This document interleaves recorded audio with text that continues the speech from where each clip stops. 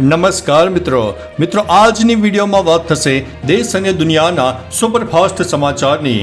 સૌપ્રથમ વાત કરીએ તો સેનાની મોટી કાર્યવાહી। પહેલગામ હુમલાનો બદલો સેનાએ અડધી રાત્રે લઈ લીધો છે। પાકિસ્તાનમાં ઘૂસીને એર સ્ટ્રાઇક કરી અને આતંકવાદીઓના ઠેકાણાનો નાશ કર્યો।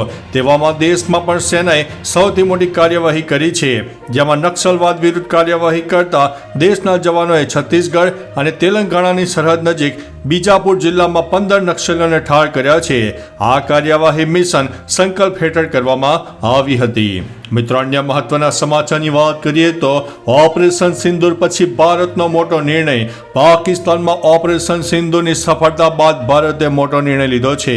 ભારતે સુરક્ષાને ધ્યાનમાં રાખીને દેશના 9 સંવેદનશીલ સરહદી એરપોર્ટ 10 મે સુધી બંધ કરી દીધા છે।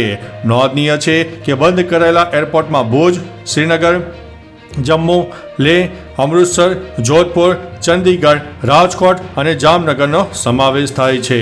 મિત્રો, અન્ય મહત્વના સમાચારની વાત કરીએ તો નરેન્દ્ર મોદી સ્ટેડિયમને બોમ્બથી ઉડાવી દેવાની ધમકી મળી છે। ઓપરેશન સિંદૂર વચ્ચે નરેન્દ્ર મોદી સ્ટેડિયમને બોમ્બથી ઉડાવી દેવાની ધમકી મળતા ચકચાર મચી જવા પામી છે। ધમકી મળતા જ અમદાવાદ પોલીસના ઉચ્ચ અધિકારીઓની ટીમ અને બોમ્બ સ્ક્વોડનું સ્ટેડિયમમાં ચેકિંગ હાથ ધરવામાં આવ્યું હતું। આ અંગે સિનિયર આઈપીએસ અધિકારીએ જણાવ્યું છે કે આ ઈમેલ પાકિસ્તાન કે જે કેના નામે મળ્યો છે તે એક લાઇનમાં we will blast your stadium લખ્યું હતું। મિત્રો, અન્ય મહત્વના સમાચારની વાત કરીએ તો કડાકા ભડાકા સાથે ધોધમાર વરસાદ। અમદાવાદમાં પાણી થઈ ગયું। આખી રાત ધીમે ધીમે વરસાદ વરસ્યા બાદ વહેલી સવારથી અમદાવાદમાં મેઘરાજાએ ધમાકેદાર બેટિંગ કરી હતી।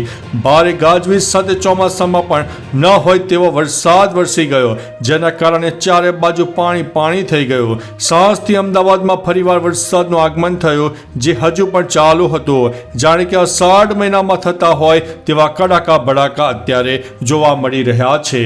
મિત્રો, અન્ય મહત્વના સમાચારની વાત કરીએ તો 1971ના યુદ્ધ પછી પહેલીવાર ત્રણેય સેનાઓનું સંયુક્ત ઓપરેશન સામે આવ્યું છે। પહેલગામ આતંકવાદી હુમલાનો બદલો લેવા માટે ભારતીય સેના, વાયુસેના અને નૌકાદળે સંયુક્ત રીતે ઓપરેશન સિંદૂર શરૂ કર્યું છે। રાત્રે પાકિસ્તાનમાં આતંકવાદી ઠેકાણાઓ ઉપર 24 મિસાઇલો છોડવામાં આવી હતી। 1971ના યુદ્ધ પછી આ પહેલી વાર છે જ્યારે ત્રણેય સેનાઓએ સંયુક્ત રીતે પાકિસ્તાન સામે મોટી લશ્કરી કાર્યવાહી કરી છે। મિત્રો, અન્ય મહત્વના સમાચારની વાત કરીએ તો પંજાબના 4 જિલ્લામાં શાળાઓ બંધ। ભારતે પાકિસ્તાન પર કરેલી એર સ્ટ્રાઇક બાદ સુરક્ષા કારણોસર પંજાબના પઠાણકોટ, ગુરદાસપુર, ફાલિલ્ઝા, ફિરોઝપુર જિલ્લામાં બધી શાળાઓ બંધ રાખવામાં આવી હતી। ફાલિલ્ઝા જિલ્લા વહીવટીતંત્રએ એક ખાસ આદેશ જારી કરીને કહ્યું છે કે જિલ્લાની તમામ શાળાઓ આગામી આદેશો સુધી બંધ રહેશે। ઉલ્લેખનીય છે કે પાકિસ્તાન પર એર સ્ટ્રાઇક બાદ હવે તેના તરફથી જવાબી કાર્યવાહીની તકલીફો છે। મિત્રો, અન્ય મહત્વના સમાચારની વાત કરીએ તો ઓપરેશનનું નામ સાંભળીને આંસુ આવી ગયા। સરકારનો આભાર વ્યક્ત કર્યો છે। પહેલગામ આતંકવાદી હુમલામાં શહીદ થયેલા સંતોષ જગદોલના પત્ની પ્રગતિ જગદાલે ઓપરેશન સિંદૂર ઉપર પ્રતિક્રિયા આપતા કહ્યું છે કે આતંકવાદીઓએ આપણી દીકરીઓના સિંદૂર જે રીતે ભૂંસી નાખ્યા હતા તેનો આ યોગ્ય જવાબ છે। આ ઓપરેશનનું નામ સાંભળતાની સાથે જ મારી આંખોમાં આંસુ આવી ગયા। હું મારા દિલથી સરકારનો આભાર માની રહી છું। મિત્રો, અન્ય મહત્વના સમાચારની વાત કરીએ તો કોંગ્રેસે પાકિસ્તાન પર કરેલ એર સ્ટ્રાઇકને સમર્થન આપ્યું છે। પહેલગામ હુમલા પછી ભારતના ઓપરેશન સિંદૂર અંગે કોંગ્રેસે કહ્યું છે કે રાષ્ટ્રની કાર્યવાહી અંગે અમારું શરૂઆતથી જ સરકારને સંપૂર્ણ સમર્થન છે।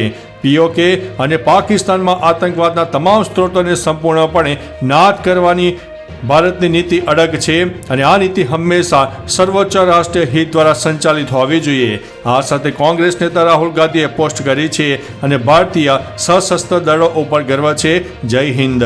મિત્રો, અન્ય મહત્વના સમાચારની વાત કરીએ તો ઓપરેશન સિંદૂરમાં બોલિવૂડમાંથી પણ લાગ્યા હતા જય હિન્દના નારા। બોલિવૂડના કલાકારો પણ ઓપરેશન સિંદૂરથી ખુશ થઈને જય હિન્દના નારા લગાવીને ભારતીય સેનાને સલામ કરી રહ્યા છે। रितेश देशमुखे एक्स पर पोस्ट करी અને જય હિન્દ કી સેના, ભારત માતા કી જય। અભિનેત્રી નિમ્રત કૌરે ઇન્સ્ટા પર લખ્યો કે અમે અમારી સેના સાથે છે, આપણો દેશ એક મિશન, જય હિન્દ। પરેશ રાવલ, અનુપમ ખેર અને વિનીત કુમાર સિંહ અને રાહુલ વૈદ્યે પણ ઓપરેશન સિંદૂર અંગે પ્રતિક્રિયા આપી હતી। મિત્રો અન્ય મહત્વના સમાચારની વાત કરીએ તો ભારતે એર સ્ટ્રાઇક કરી તે આતંકી કેમ્પોની યાદી મિત્રો જાણી લો. મખજસ સુબાનલ્લા બહાવલપુર જૈસે, મરકઝ તૈયાબા મુદીર લશ્કર, સરજાલ તેહરા ક્લાન જૈન, महमूनिया जोया सियालकोट HM, मगजल अहद असीद बर्माना लश्कर, मरकज अब्बास कोटाली जैसा, मस्कर राहिल शाहिद कोटाली MM, सवाई नाला कैम्प मुजफ्फराबाद लश्कर અને સૈયદ બિલાલ કેમ્પ મુજરાબાદ JEM નો સમાવેશ થાય છે. મિત્રો આ યાદીને તમને જોડીને નવાઈ લાગશે કે ભારતે આવું આ પાકિસ્તાનમાં ઘૂસીને કેવી રીતે કામ કર્યું હશે. તે તો મિત્રો આપણી એક કહી શકાય કે જાણવા જેવી બાબત છે. મિત્રો અન્ય મહત્વના સમાચારની વાત કરીએ તો અમિત શાહે કહ્યું છે કે આપણી સેના ઉપર ગર્વ છે. કેન્દ્રીય ગૃહમંત્રી અમિત શાહે જણાવ્યું છે કે આપણી સેના ઉપર ગર્વ છે. મોદી સરકાર ભારત અને તેના લોકો પરના કોઈ પણ હુમલાનો યોગ્ય જવાબ આપવા માટે તૈયાર છે.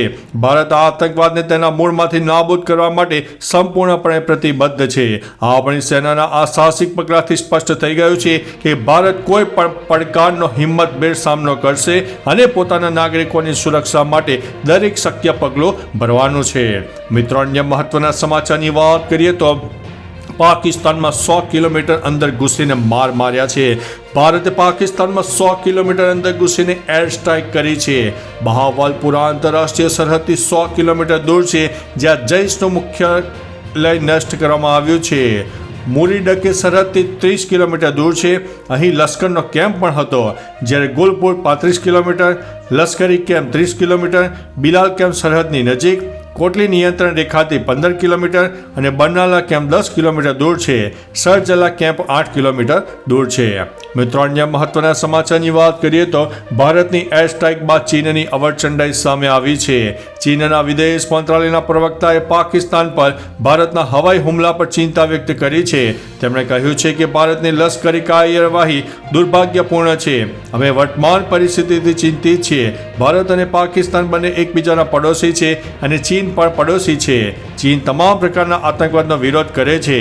અમે બંને પક્ષોને શાંતિ અને સ્થિરતાને પ્રાથમિકતા આપવા અપીલ કરીએ છીએ. મિત્રો અન્ય મહત્વના સમાચારની વાત કરીએ તો શહીદ પિતા અને પુત્રના પરિવારને એર સ્ટ્રાઇકથી શાંતિ મળી છે. પહેલગામ હુમલામાં શહીદ થયેલા ભાવનગરના યતીશ અને સ્મિત પરમારના પરિવારજનોએ ભારતીય સેનાની એર સ્ટ્રાઇકથી સાચી શ્રદ્ધાંજલિ ગણાવી છે. કાજલબેન પરમારે કહ્યું છે કે પતિ અને પુત્રને ન્યાય મળ્યો છે અને તેમના આત્માને શાંતિ મળશે. તેમણે વડાપ્રધાન નરેન્દ્રભાઈ મોદી અને સેના ઉપર ગર્વ વ્યક્ત કર્યો છે. મોટા પુત્રએ જણાવ્યું કે માત્ર 15 દિવસમાં જ મોદીએ જવાબ આપી દીધો છે. મિત્રો અન્ય મહત્વના સમાચારની વાત કરીએ તો આવી અફવાઓ પર ધ્યાન ન આપો. મોડી રાત્રે ભારતે પાકિસ્તાન ઉપર હવાઈ હુમલા કર્યા ત્યારથી પાકિસ્તાનમાં અફરાતફરીનો માહોલ છે.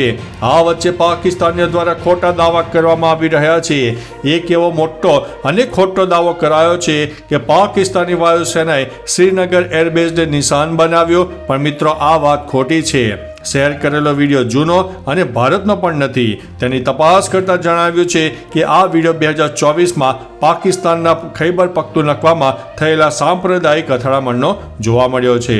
મિત્રો અન્ય મહત્વના સમાચારની વાત કરીએ તો વિદેશ મંત્રાલય અને સેનાની પ્રેસ કોન્ફરન્સ પૂરી થઈ ગઈ હતી.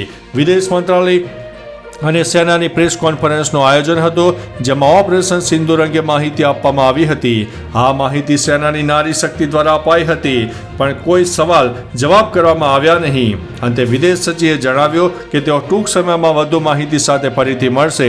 પ્રેસ કોન્ફરન્સમાં કર્નલ સોફિયાએ જણાવ્યું હતું કે રાત્રે 1 વાગ્યે અને 5 મિનિટથી 1 વાગ્યા અને 30 વાગ્યા સુધીમાં ઓપરેશન સિંદૂર ચાલ્યું હતું. મિત્રો અન્ય મહત્વના સમાચારની વાત કરીએ તો ભારતમાં પહેલીવાર આવું થયું. ઓપરેશન સિંદૂર પર સેનાની પ્રેસ કોન્ફરન્સમાં પહેલીવાર આર્મી, એરફોર્સની મુસ્લિમ હિન્દુ મહિલા અધિકારીઓ એક સાથે હાજર રહી હતી. આ દરમિયાન કર્નલ સોફિયા કુરેશી અને વિંગ કમાન્ડર વ્યોમિકા સિંહે ઓપરેશન અંગે માહિતી આપી હતી. તેમણે જણાવ્યું છે કે આ ઓપરેશનમાં લોન્ચ પેડ, તાલીમ કેન્દ્રોને નિશાન બનાવવામાં આવ્યા છે. સવાઈ નાલા મુજફ્ફરાબાદમાં લશ્કરનું તાલીમ કેન્દ્ર હતું. છેલ્લા 3 દાયકાથી પાકિસ્તાનમાં આતંકવાદીઓનું નિર્માણ પણ થઈ રહ્યું હતું. તો ચાલો મિત્રો, ફરીથી દેશ અને દુનિયાના સુપરફાસ્ટ સમાચાર લઈને મળતા રહીશું. ત્યાં સુધી અમને રજા આપશો. નમસ્તે.